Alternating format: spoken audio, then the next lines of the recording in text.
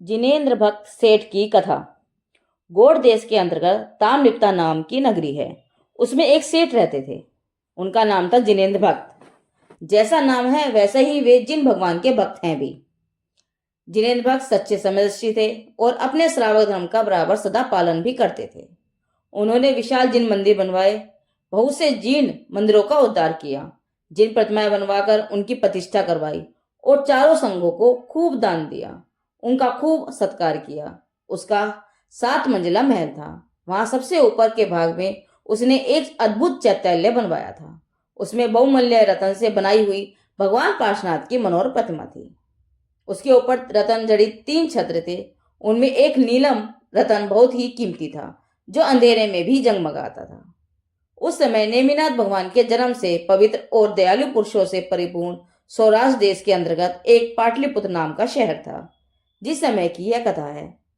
उस समय उसके राजा यशोध्वज थे। उनकी रानी का नाम सुशीमा था। वह बड़ी सुंदर थी। उनका एक पुत्र था जिसका नाम सुवीर था। राजकुमार सुवीर पाप के उदय से दुराचारी तथा चोर हो गया था। एक बार सुवीर सेठ के जिन मंदिर में गया। वहां उसका मन ललचाया, भगवान की भक्ति के कारण नहीं, बल्कि कीमती नीलम रत्न की चोरी के करने के भाव से। उस पर 3 छत्र जो रत्नों के बने हुए थे, बड़ी शोभा दे रहे थे। उन छत्रों पर एक वैडूर्य मणि नाम का अत्यंत क्रांतिमान बहुमूल्य रत्न लगा हुआ था। इस रत्न का हार सुवीर ने सुना था। उसने अपने साथियों को बुलाकर कहा, सुनते हो, जिनेंद्र भक्त सेठ के चैत्यालय में प्रतिमा पर लगे हुए छत्रों में एक रत्न लगा हुआ है। वह अनमोल है। जो कोई उस जिनेंद्र भक्त के महल से कीमती नीलम रत्न लाकर आएगा, उसे बड़ा इनाम मिलेगा। सूर्य नामक एक चोर उसके लिए तैयार हो गया। उसने कहा, अरे, इंद्र के मुकुट में लगा हुआ रत्न भी मैं क्षण भर में लाकर दे सकता हूं, तो यह कौन सी बड़ी बात है। यह सच भी है, जो जितने भी दुराचारी होते हैं वे उतना ही पाप कर्म भी कर सकते हैं। लेकिन महल से उस रत्न की चोरी करना कोई सरल बात नहीं थी। वह चोर किसी भी तरह से वहां पहुंच नहीं पाया। इसलिए अंत में एक त्यागी ब्रह्मचारी का कपटी वेश धारण करके वह उस सेठ के यहाँ पहुंचा। उस त्यागी बने चोर में बोलने की अच्छी कला थी। जिस किसी से वह बात करता उसे अपनी तरफ आकर्षित कर लेता। उसी तरह व्रत उपवास इत्यादि को दिखा दिखाकर लोगों में उसने प्रसिद्धि भी पाली। अतः धर्मात्मा समझकर जिनेंद्र भक्त सेठ ने स्वयं चैत्यालय की देखरेख का काम उसे सौंप दिया। सूर्य चोर तो उस नीलम मणि को देखते ही आनंद विभोर हो गया और विचरने लगा, कब मौका मिले और कब मैं इसे लेकर भागूं। इन्हीं दिनों सेठ को बाहर गांव जाना था, इसलिए उस बनावटी ब्रह्मचारी श्रावक से चैत्यालय संभालने के बारे में कहकर सेठ बाहर गांव चले गए। जब रात होने लगी तो गांव से थोड़ी दूर जाकर उन्होंने पड़ाव डाला। रात हो गई। सूर्य चोर उठा, नीलम मणि रत्न को जेब में रखा और भागने लगा। परंतु नीलम मणि का प्रकाश छिपा नहीं, वह अंधेरे में भी जगमगाता था। इससे चौकीदारों को शंका हुई और उसे पकड़ने के लिए भी उसके पीछे दौड़ पड़े। अरे, मंदिर के नीलमणि की चोरी करके चोर भाग रहा है, पकड़ो पकड़ो। चारों ओर सिपाहियों ने हल्ला मचाया। इधर सूर्य चोर को भागने का कोई मार्ग नहीं रहा, इसीलिए वह तो जहां जिनेंद्र भक्त सेठ का पड़ाव था वहीं वह पर घुस गया। चौकीदार चिल्लाते हुए चोर को पकड़ने के लिए पीछे से आए। सेठ सब कुछ समझ गया। अरे, ये भाई साहब चोर हैं, त्यागी नहीं। लेकिन त्यागी के रूप में प्रसिद्ध यह मनुष्य चोर है, ऐसे लोगों में प्रसिद्ध हुआ तो लोग सच्चे धर्म और सच्चे धर्मात्माओं की निंदा करने से भी नहीं चूकेंगे। ऐसा विचार कर बुद्धिमान सेठ ने चौकीदारों को रोककर कहा, अरे, तुम लोग यह क्या कर रहे हो। यह कोई चोर नहीं है, यह तो धर्मात्मा है। नीलम मणि लाने के लिए तो मैंने इसे कहा था।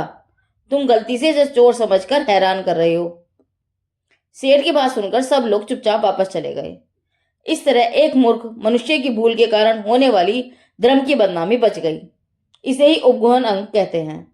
जैसे एक मेंढक के दूषित होने से संपूर्ण समुद्र गंदा नहीं होता, उसी प्रकार कोई असमर्थ निर्बल मनुष्य के द्वारा छोटी सी भूल हो जाने पर पवित्र जिंद्रम मलिन नहीं हो जाता। जिस तरह माता इच्छा करती है कि मेरा पुत्र उत्तम गुणवान हो, अतः वह पुत्र में कोई छोटा बड़ा दोष देखकर उसे प्रसिद्ध नहीं करती, परंतु ऐसा उपाय करती है कि उसके गुण की वृद्धि हो। उसी प्रकार धर्मात्मा भी धर्म में कोई अपवाद हो ऐसा कार्य नहीं करते, परंतु धर्म की प्रभावना हो वही करते हैं। यदि किसी गुणवान धर्मात्मा में कदाचित दोष आ जाए तो उसे गौण करके उसके गुणों को मुख्य करते हैं और एकांत में बुला के उसे प्रेम से समझाते हैं, जिससे उसका दोष दूर हो और धर्म की शोभा बढ़े। उसी प्रकार जब सभी लोग चले गए, तब बाद में जिन भक्त सेठ ने भी उस सूर्य नामक चोर को एकांत में बुलाकर उल्हाना दिया और कहा, अरे सूर्य, ऐसा पाप कार्य तुझे शोभा नहीं देता। विचार तो कर, यदि तू पकड़ा जाता तो तुझे कितना दुख भोगना पड़ता और इससे जिन धर्म की भी कितनी बदनामी होती। लोग कहते कि जिन धर्म के त्यागी ब्रह्मचारी भी चोरी करते हैं, इसलिए इस धंधे को तू छोड़ दे। वह चोर भी सेठ के ऐसे उत्तम व्यवहार से प्रभावित हुआ और स्वयं के अपराध की माफी मांगते हुए उसने कहा, सेठ जी, आप ही ने मुझे बचाया है। आप जैन धर्म के सच्चे भक्त हो। लोगों के समक्ष आपने मुझे सज्जन धर्मात्मा कहकर पहचान कराई, अतः अब मैं भी चोरी छोड़कर सच्चा धर्मात्मा बनने का प्रयत्न करूंगा। सच में जैन धर्म महान है और आपके जैसे समदृष्टि जीवों को भी वह शोभा देता है। इस प्रकार उस सेठ के उपगुहन उनसे धर्म की प्रभावना हुई। यह कहानी हमें यह सिखाती है कि साधर्मी के किसी भी दोष के कारण धर्म की निंदा हो ऐसा कार्य नहीं करना चाहिए, अपितु प्रेम पूर्वक समझाकर उससे वह दोष छुड़वाकर धर्मात्माओं के गुणों को मुख्य करके उनकी प्रशंसा कर द्वारा धर्म की वृद्धि हो ऐसा कार्य करना चाहिए। समय दर्शन के 8 गुणों से उपगुहन अंग में प्रसिद्ध जिन भक्त सेठ की कथा पूरी हुई। जिनवाणी माता की जय, जिनकी वाणी आगम वाणी।